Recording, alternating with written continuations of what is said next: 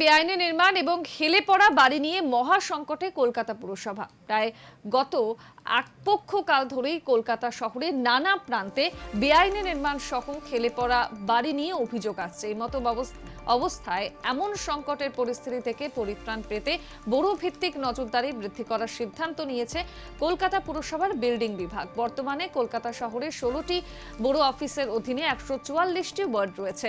কেন্দ্রীয় অফিস থেকে সব ওয়ার্ডের অলিতে গলিতে নজরদারি সম্ভব নয়, তাই এই নজরদারি কেন্দ্রীয়ভাবে করাও অসম্ভব।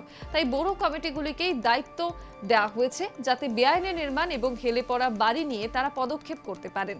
কারণ গত বছর মার্চ মাসে গার্ডেন রিচে বেআইনি নির্মীয়মান বহুতল ভেঙে পড়ার ঘটনায় 13 জনের মৃত্যু হয়েছিল এবং সেই ঘটনায় কলকাতা পুরসভা তো বটেই, বড় 15-এর দায়িত্বপ্রাপ্ত ইঞ্জিনিয়ার এবং জনপ্রতিনিধিদের দায়িত্ব নিয়েও প্রশ্ন উঠেছিল। বেজায় চাপে পড়েছিলেন মেয়র ফিরহাদ হাকিম, কিন্তু বর্তমান পরিস্থিতিতে এখন মেয়র সব ক্ষেত্রেই কড়া পদক্ষেপ করার নির্দেশ দিয়েছেন বিল্ডিং বিভাগকে।